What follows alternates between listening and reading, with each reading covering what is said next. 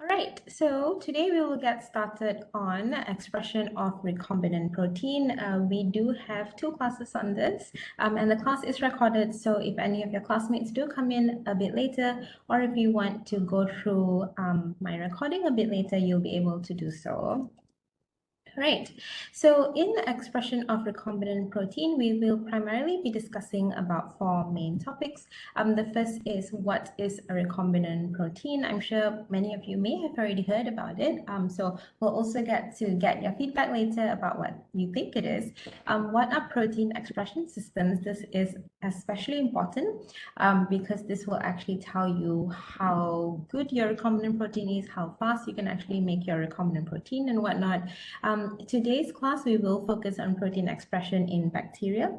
There are other expression systems. We'll learn that in our next class later this week. And then finally, we'll end with expression optimization. Oops. All right, so before we get started, to all of you, just a quick online quiz or, opinion. What do you think is a recombinant protein? If you could just join in slido.com and just key in 143745. If you could just type out your answer, what is a recombinant protein? We'll take a couple of answers before moving on. I see two of you already typing very fast.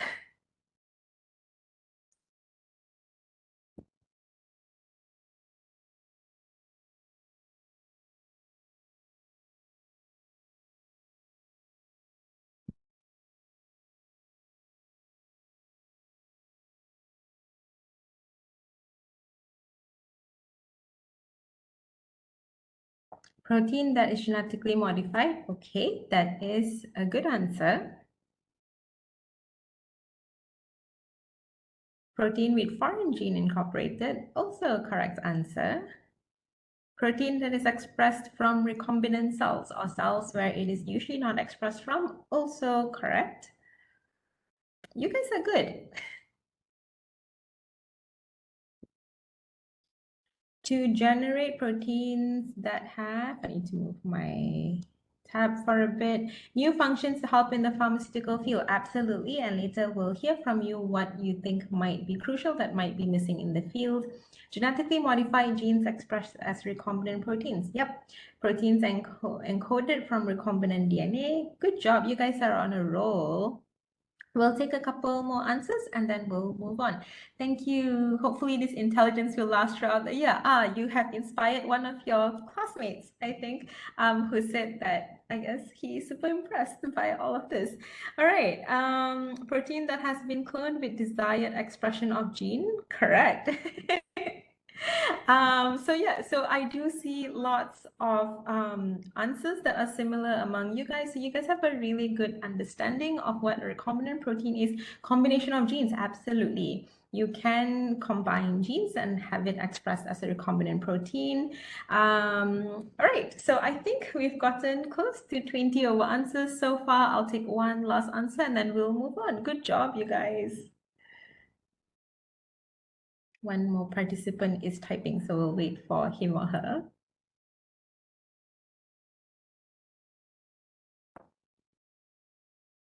Oh, it's Deshaun's birthday.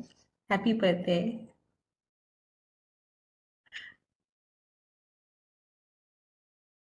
Okay, one person is still typing. We'll wait for him or her. Oh, okay. I think the person has stopped. All right. So good job, you guys. All of the answers are correct. So we will go a little bit more into detail of what they are and how do you actually make them. All right, so when we talk, before we talk about recombinant protein, obviously it is important to understand what we actually mean when we talk about protein production. So everyone would know this, that's up on the diagram here. You get DNA. Once it's transcribed, you have RNA, and then once it's translated, you get protein. And protein can be produced both intracellularly, so that's within the cell itself, or extracellularly, so outside the cell. And to do that, you actually need two components. You can either add a signal sequence to that, or you can construct a fusion protein. So we'll talk a little bit more about what that is a bit later. When we talk about recombinant protein instead, that is usually facilitated by introducing a gene in a plasmid. So a lot of you did give that answer later, earlier on, and we'll see how that actually works. So most of you are probably aware, but the first recombinant protein was made exactly 40 years ago, which has been a really long time. And despite it being made 40 years ago, it actually is still very relevant today. And the first recombinant protein is actually human insulin. So even back then, you can see that we had sufficient technology to actually come up with recombinant protein. And with all the different technologies we have today, obviously we are capable of coming up with more and better types of recombinant proteins. Someone did point out earlier that it is something that is usually used in pharmaceutical, in the field of pharmaceutical, and that is true, but there are also other uses for recombinant proteins. So what exactly is a recombinant protein? So again, just to recap, I'm sure all of you know this really well, but proteins have a lot of essential functions in our body. So if you look at the diagram here on the right, we all know that proteins are important as antibodies to support our immune function, to provide muscle contraction and movement, to move essential molecules around. And basically all these different functions can be summarized into 4 different areas, which is to catalyze metabolic reactions, for DNA replication, to respond to certain stimuli, and to transport molecules to a new location. We are always trying to understand proteins a bit better. So there are some which are obviously well studied, but for protein which we may not know well enough about, or for protein that we are trying to produce more of, often the natural source of quantity is not enough. So you probably need tons and tons of cells to give you just a small amount of protein. And if we did need to study a bit more of that or use it in particular fields, that would be very time consuming if we were to just rely on the natural source. So this is where recombinant protein technology comes in really handy, because you are able to produce highly purified proteins in a very short time.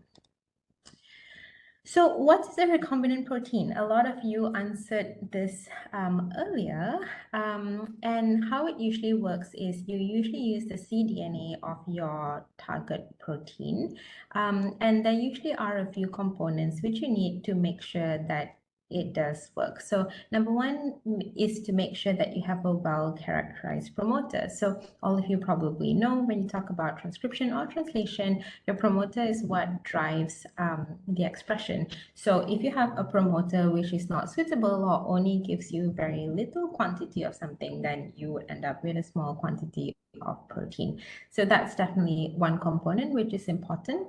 And the second one is when you want to express your target protein within the chosen host cell to achieve high levels of protein expression. So it is pointless, or not pointless, but it probably doesn't serve its purpose if you do make a recombinant protein, but what ends up happening is you just have similar levels of protein expressed, similar to its natural sources. So then if that were the case, you might as well just go back to the natural source of protein. So when we talk about high levels of protein expression, this can be done through homologous production. So that comes within the same host organism, or heterologous production. So this is if your protein comes from a different host organism. Many of you also pointed this out in your answers earlier, but modification of the gene by recombinant DNA technology can lead to expression of a completely different protein or a modified protein, and you can also produce large quantities of protein. So everything that I mentioned earlier can pretty much be summed up in this diagram here on the right. This is how recombinant protein expression works in a very fun sort of way. So you usually start off with a certain plasmid where you have, again, your cDNA of the protein that you want made, which is driven by your promoter of interest. So once that's expressed, you end up having or making your protein of interest. Now, if you make any changes to the cDNA of the protein, you can end up with different versions of your final product. So in this case, if you see this sort of pink region is swapped out with a chocolate region. So now instead of having a pink and brown cupcake, you have a fully brown cupcake. So that's sort of similar in life as well. So if you're trying to make certain types of leaf, you're trying to make certain types of animals, if you do swap out certain components, you end up with something completely different. In this case as well, it looks like a certain part of the gene was removed, and so what you're missing now is that white frosting on the top of your cupcake. You can also stick in completely different cDNA. This again, if it is from a different organism, that's a heterologous production. And in that case, if it is a different gene, you end up with a completely different protein. In this case, you have a pizza, I think, or a cake instead of a cupcake. So hopefully that makes sense to everyone. So in a more scientific manner, when we talk about recombinant protein, again, this is typically done to produce large quantities of a protein to modify gene sequences, and often it's to manufacture useful commercial products. So it is used a lot in the field of biotechnology. Recombinant protein is encoded by recombinant DNA, which has been cloned into a system that supports the expression of the gene and translates mRNA. So this is typically how it works in real life. If any of you have been to a factory or visited any industries where they actually make recombinant proteins, so they always start with a particular plasmid expressing their protein of interest. They introduce that into certain cell lines, and then it goes through a particular screening process. So you do make sure that you have only selected the protein that you want, and then it goes through a bioreactor process where you actually make large amounts of the protein, and then that is how the process development ends. So all of this typically takes about 1 year. So that is quite long, but with newer technology, the timeline to make a recombinant protein would probably be shorter. All right, so another quick question, and again, we'll take a couple of answers, is what new recombinant protein do you think can be made that might be beneficial? So just off the top of your head, can you think of any proteins that we maybe don't have enough of, or what do you think might be a bit useful in the field? I see one person is already starting to type. And again, this can be something that you're interested in. This can be something that you think Malaysia does not have enough of, or it can be something that you feel is globally insufficient as well. So think about it. I know some of you were saying that you are currently doing your FYP. So this will help you think about how to identify a problem and, knowing what experiments to think to do. So yeah, so problem number one is what recombinant proteins might we not have enough of, or what might be beneficial to us as a whole. I'll take a couple of answers before I move on.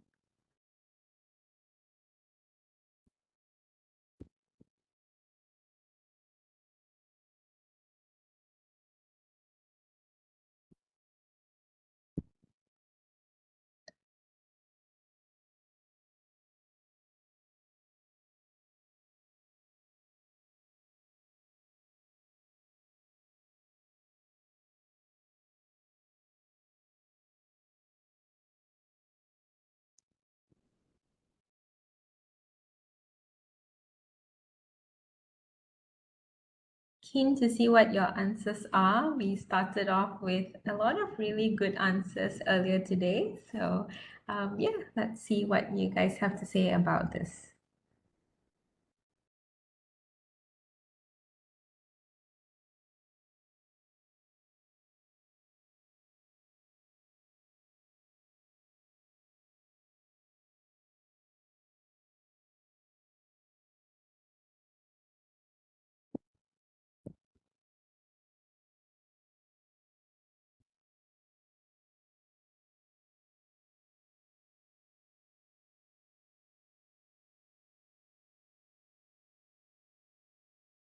Insulin for okay, so someone said insulin for diabetes again, even though it may not be new, but hey, there may be a better version of the insulin that's out there.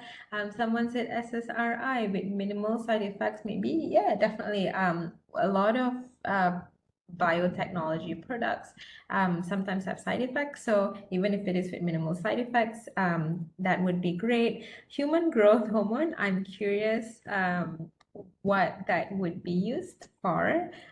So whoever who types that, if you want to send me a WhatsApp message later, I would be quite keen. A recombinant protein that can break down cellulose and lignin to produce alternate carbon source. That is very interesting. Definitely, I think we are looking at a lot of different sources which may be depleting. So it would be great to have an alternate source.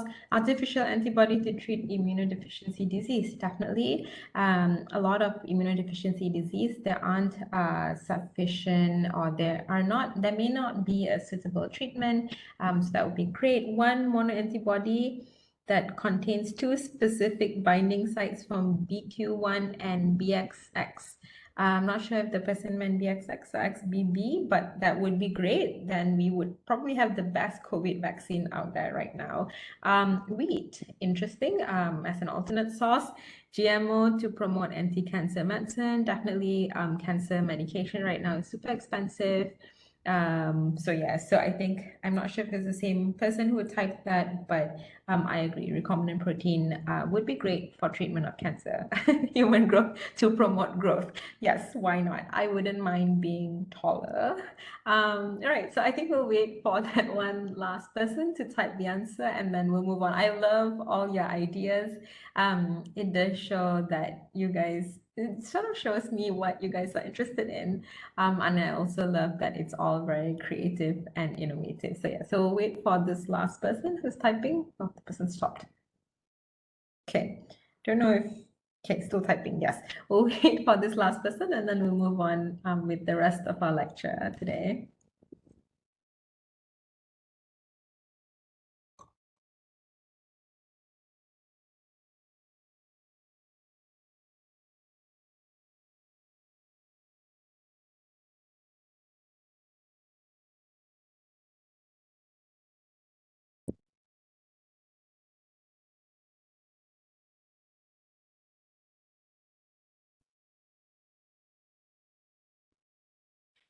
Protease that can break down the toxic proteins, amyloid that leads to Alzheimer's disease, that would actually be fantastic. So whether we're talking about, when we talk about most neurological diseases such as Alzheimer's or dementia, we definitely don't have a suitable treatment for that yet. So if a recombinant protein can tackle that, I think that would be great. Someone is still typing, so we'll wait for the last person before we move on. Hopefully that's okay with everyone.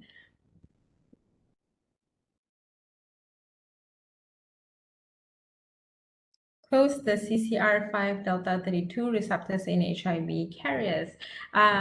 This is also an interesting answer. So related to infectious diseases. So when we talk about viral diseases, usually they use a particular receptor to enter and infect the cells. So if you are able to block it somehow with a recombinant protein, for example, you would be able to prevent infection. Fantastic answers, you guys. I'm really super excited to be in this class.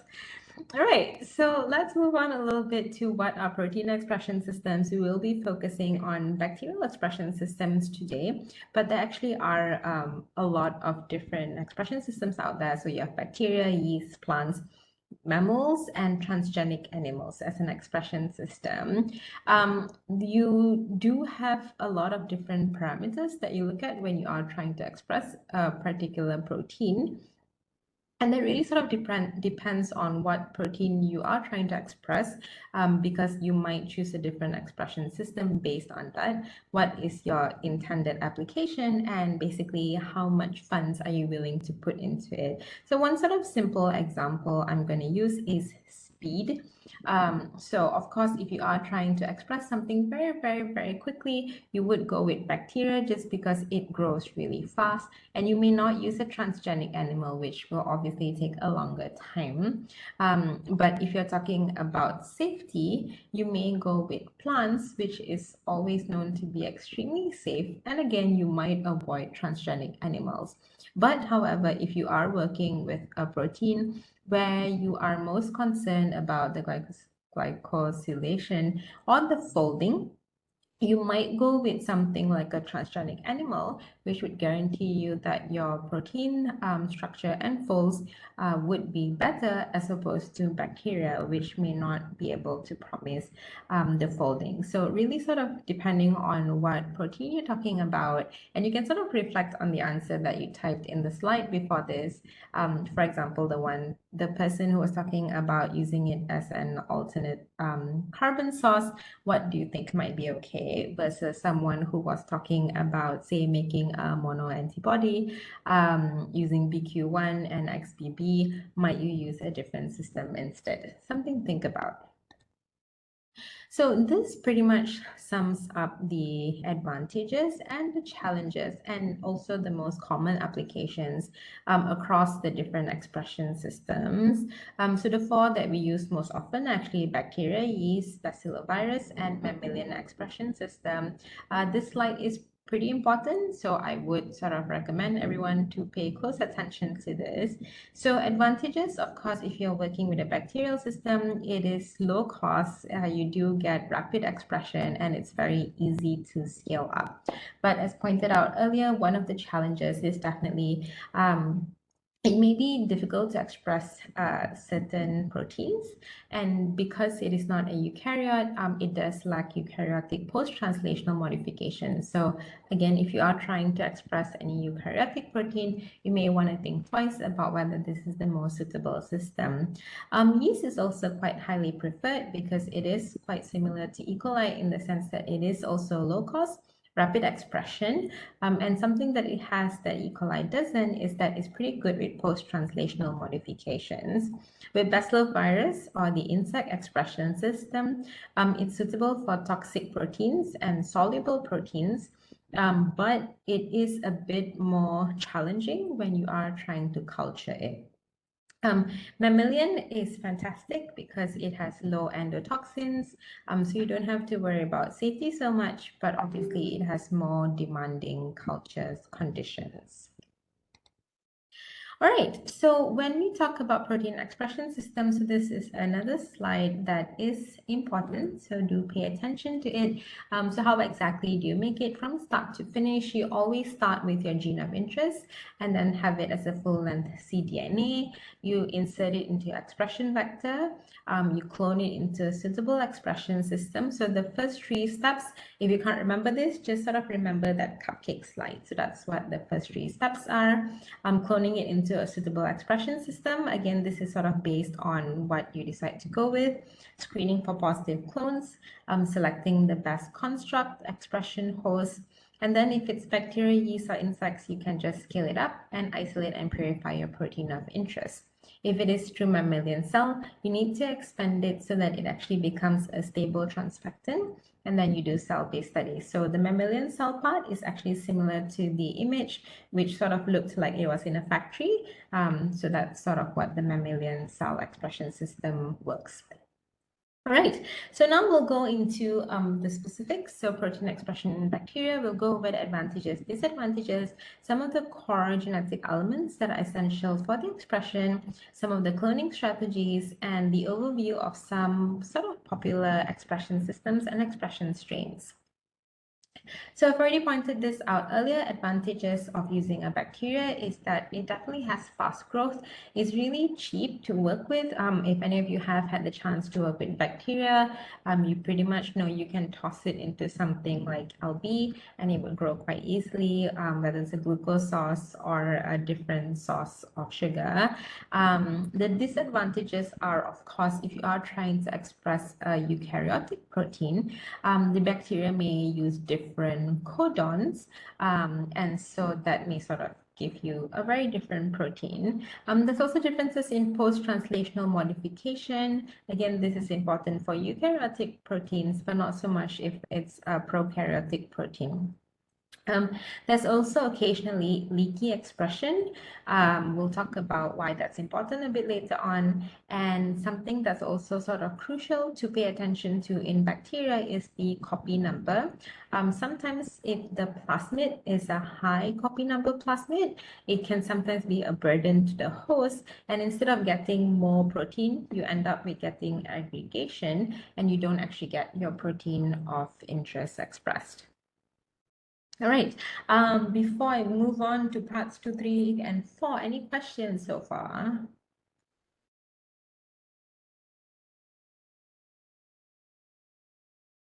None? Okay. I'm going to proceed, but if you do think of questions, cool, I see thumbs up. If you do have any questions, you can ask me at the end of the class. Can you repeat about the high copy number? Okay, I'm going to answer, I'm going to take Sufi's, oops. 1 second.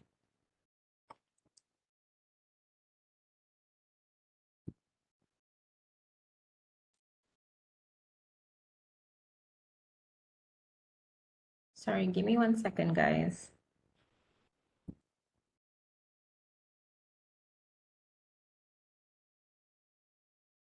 Okay.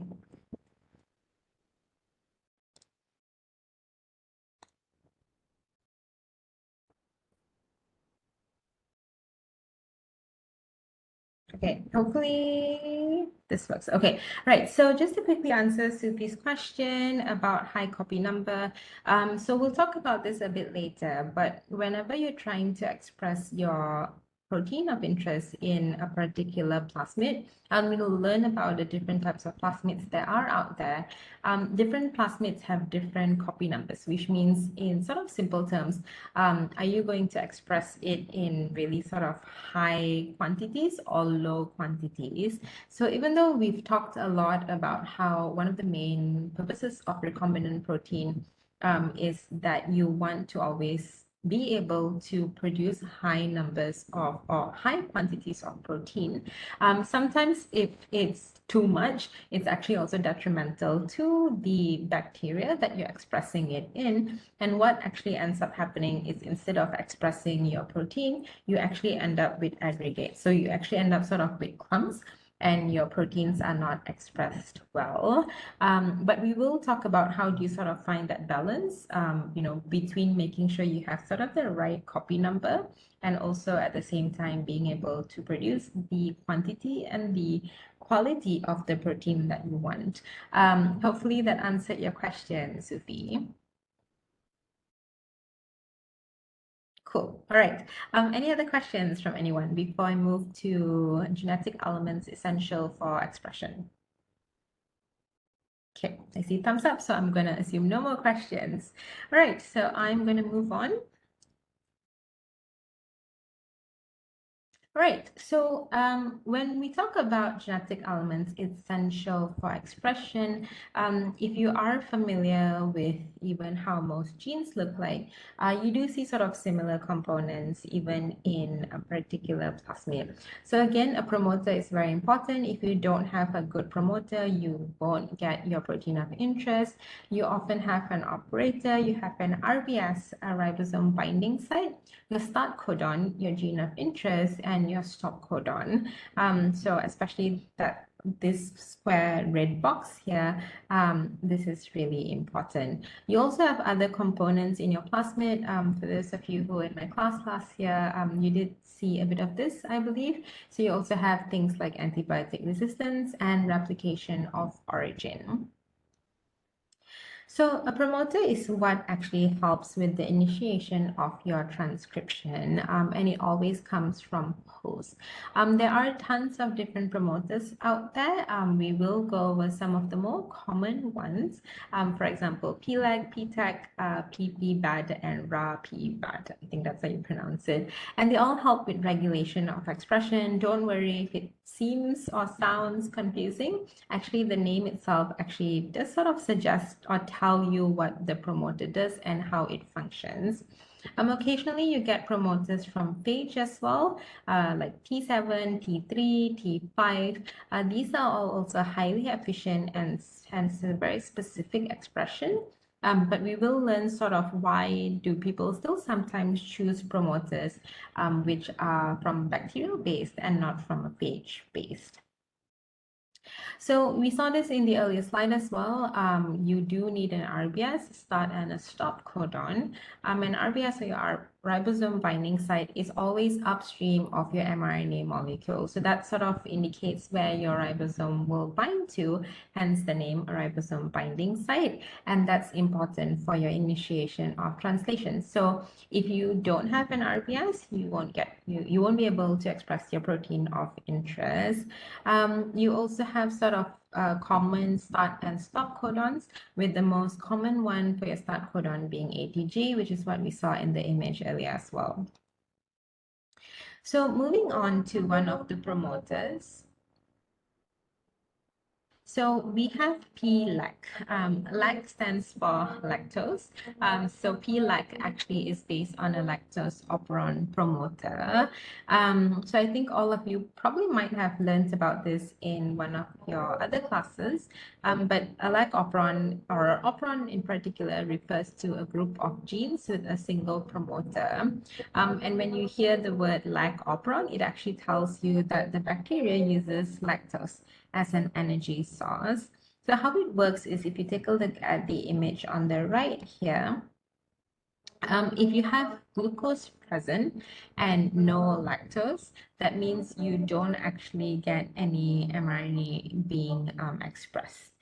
In this case, if you have glucose present and lactose present at the same time, you get very little mRNA being produced. When you have no glucose present and then you have high lactose present, then you actually get high amounts of LAC mRNA. So again, if you have a LAC promoter, LAC operant promoter, you actually do need to have lactose as an energy source, and anything else would be competing against it. Or if you just have a competing sort of sugar source such as glucose and no lactose, then you also don't get any mRNA. So hopefully this makes sense to everyone.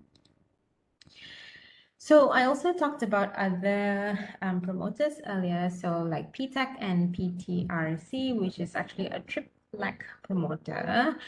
So again, PLAC, when you talk about promoters, the level of expression of inductor also makes a difference, and then that also sort of affects the cost of actually making the protein. So for example, with PLAC, you actually have low levels of inductor that you need, which means that in some ways, or what that usually ends up in is you may get suitable expression of gene products, but at very low levels. So usually if you have low levels, that means this is sort of a weakly regulated promoter.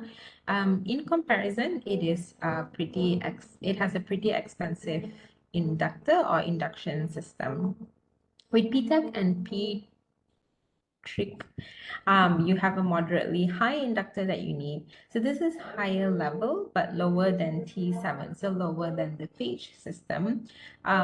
Regulated expression is still possible, but it is sort of a comparatively expensive induction as well. So with PLEC and PTEC, trick or triplet, you do have an expensive induction system or inductor, and it may not be as good as certain phage systems.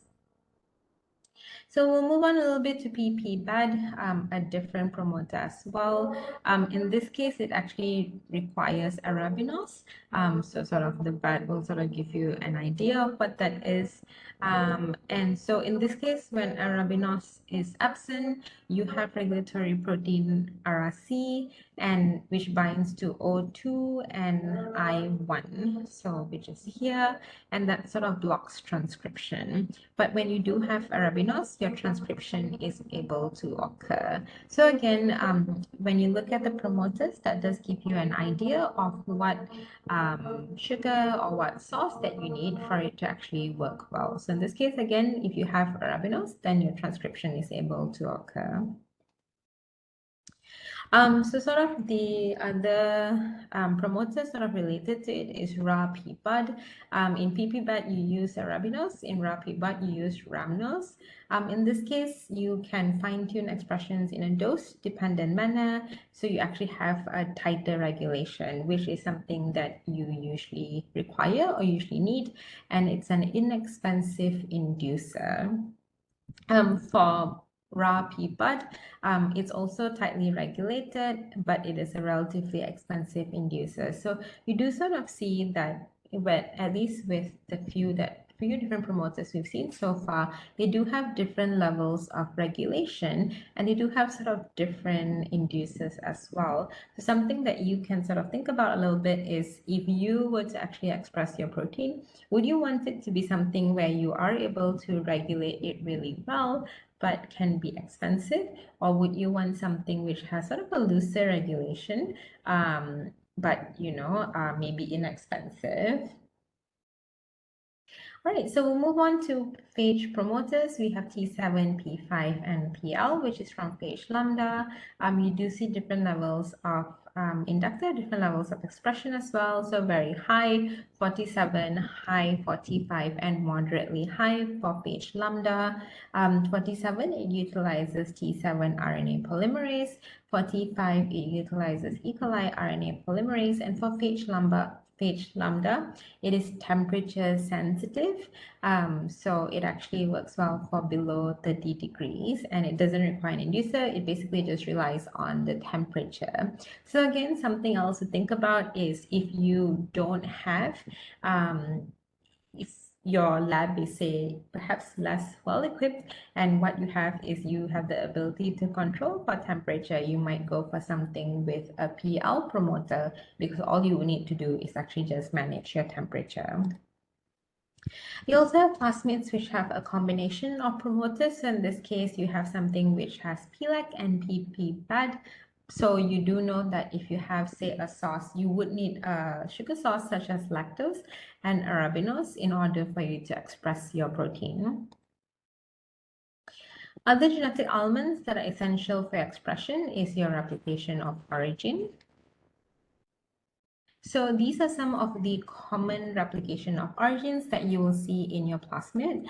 So just to recap, in case you have not heard this before, replication of origin is when you have a sequence of DNA where your replication is initiated either on your chromosome, your plasmid, or your virus. What your replication of origin is actually determines your vector copy number. So again, this is related to the question that Suki asked earlier.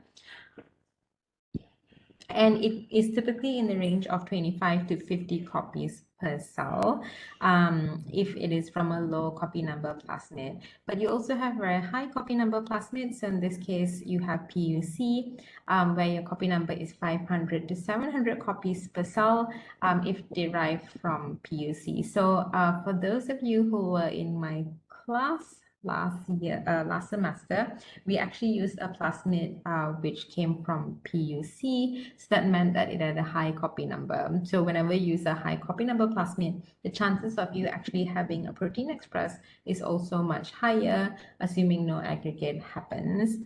You also have some plasmids which have a lower copy number even compared to PBR322, such as PSC101. And some that sort of similar to PBR322, such as PACYC and COL-A1. But the two that you would most commonly find on most promoters are either PBR322 for low copy number or PAC for high copy number plasmids. Right, so moving on to cloning strategies. 15 minutes left, so I'll walk through this quite quickly. So when we talk about cloning strategies, so whether you're trying to clone in your cDNA or whatnot, you usually need an area which has a multiple cloning site or your RE cloning site, restriction enzyme site. So for example, in this image here, your multiple cloning site has a bunch of different restriction sites usually. So you just have to make sure that the ends are compatible and you can actually clone in your cDNA of interest. Once that's done, it can be transformed and propagated in bacteria. So again, for those of you guys who were in my class last semester, you guys actually sort of did the second half of this. Your protein can also be expressed as a fusion protein, and this is usually done when you do want to fuse certain extra components to your target protein. So for example, maybe to facilitate with purification or detection, you can add something like a his tag.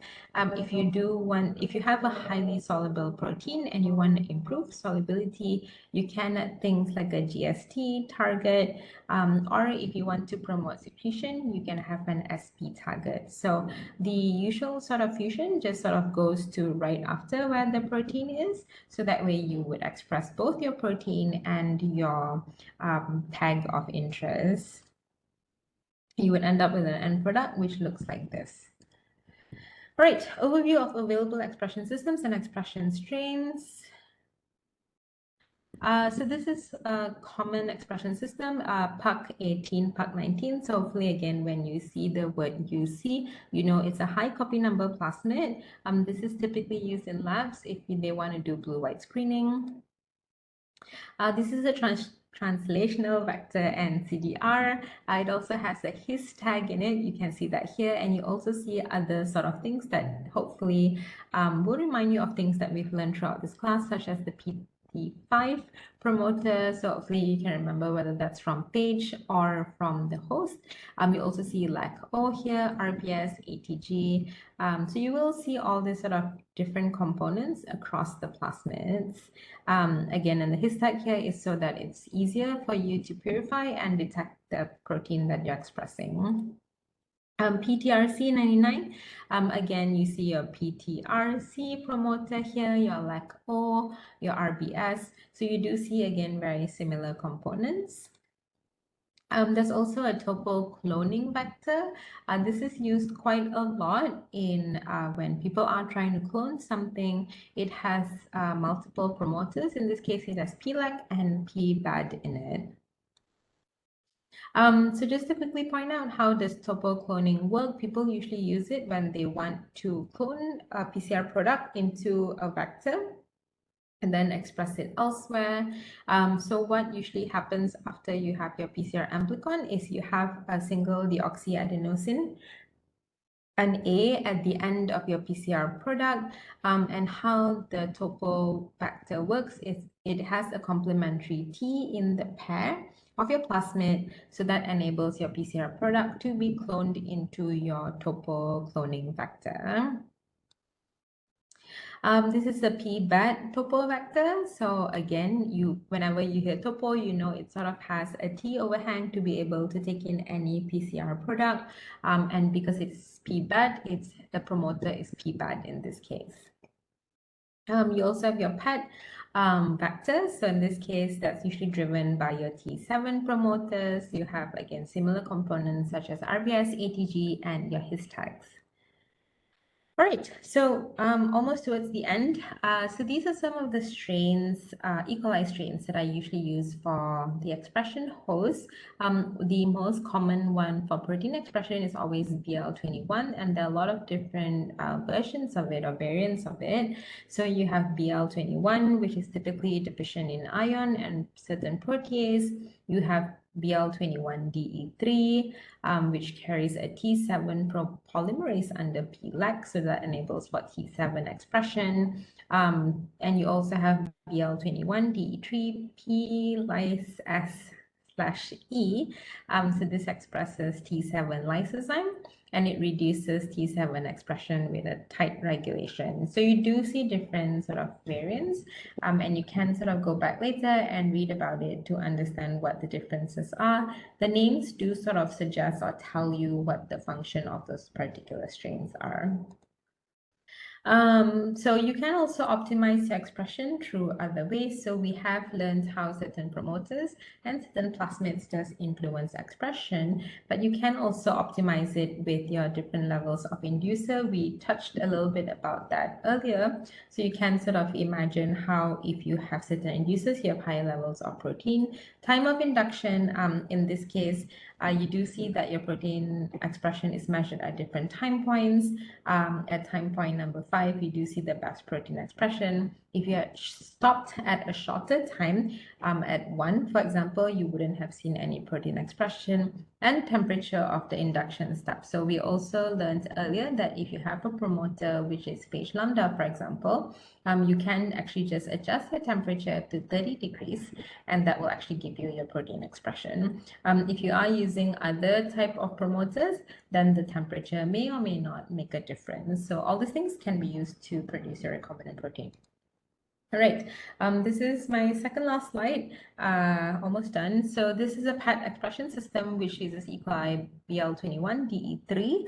Hopefully you remember what the PET expression system and the BL21DE3 is, together with the T7 LAC promoter. For your exam, you won't necessarily be asked to remember all of this, but sort of general understanding of how promoters work would be sufficient. These are merely just examples. This is the last one. So this is gateway cloning. People also use this quite a lot for recombinant protein expression. And gateway cloning is very popular because it sort of has a very generic plasmid to start with, where you can clone your gene or cDNA into, and that's known as an entry clone. And from that entry clone, you can then sort of clone it into any of the other vectors that are out there. So it's a simple 2-step process, and you don't have to do too many clonings to get your final product. So whether you want your protein to have a his tag or a T7 promoter, or be expressed in bacillopyrus, you can actually use this set of gateway clone plasmids. All right, so I'll just end with some questions for you to think about.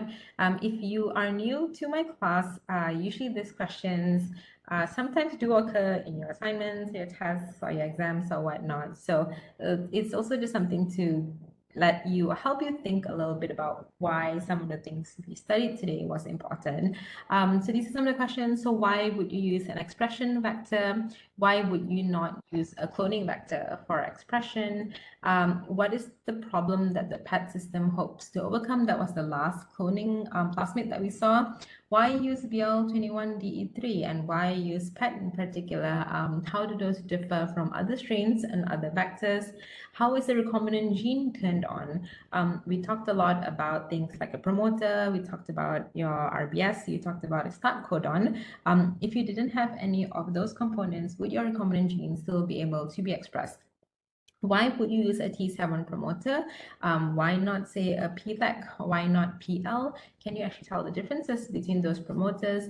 What is the role of lysozyme? We talked a little bit about this when we were talking about the different BL21 strains. Why is this important when you're trying to express protein? What problem does a leaky expression cause? So this is related to induction of your protein. If you have leaky expression and it's not as tightly regulated, would that be a problem? Would you be okay if you can't control the amount of protein that's being expressed? What are the various parts of the expression vector? I did touch on a few different components. Can you actually recall what each of those components are for and what are its functions? All right, so this is me. You can always email me, WhatsApp me at any time. I do try to reply ASAP. Again, it can be questions about class, or if you want to just message me to tell me you want to talk to me face to face about any of your questions, I would be happy to do that as well. So I'm going to quickly stop here and take questions since we have 5 more minutes left before class ends. Questions from anyone? Doctor. Yes. How does the gateway cloning work? I don't really understand that part. The Okay. stop cloning. Okay, let me pull up the slide again. Okay, so gateway cloning, how it works is it is a lot like the topo clone, topo vector. So with the topo vector, you sort of have a generic as long as it's a PCR product, which has an A overhang. You have then sort of a T overhang in your plasmid that is able to where you're able to clone any PCR product into. So your gateway clone, sort of the simple way of saying it is that all the gateway plasmids are designed in such a way that you can actually just easily transfer your gene or your protein of interest from one plasmid to another, almost similar to that concept. So it's sort of like having a generic overhang or a generic sort of place where you can clone something into. That's why you can transfer it easily from one plasmid to another without relying on specific restriction enzymes. So for example, I'm going to go back to okay, this one. So if you're talking about a regular cloning system, maybe you clone your gene into this. So, and you cloned it in between Hindi3 and PST1. But say now you want to add on a different component, say you want to add antibiotic restriction, or an antibiotic restriction enzyme to this plasmid, that may not have a Hindi3 and PST1 restriction enzyme site. So you may actually need to utilize a different restriction enzyme site to actually do that cloning. So it does become very complicated. So I think sort of the easiest way for me to explain it's sort of saying every gateway clone vector has a Hindi3 and PST1. So you can easily clone that into any of these are the tags or promoters that you want into your or to have your recombinant protein expressed with any of these other things. Does that make it a bit clearer? Yes, I think it's clearer. Okay, cool. Thank you for the question. Any other questions from anyone?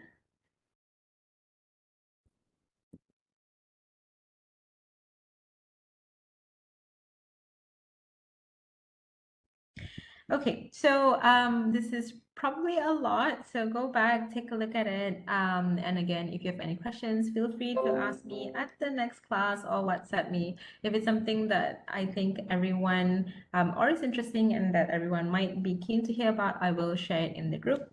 Otherwise, I think that's it for today. Hopefully you guys enjoyed class 1 with me for genetic engineering, and I look forward to seeing you guys online again on Thursday.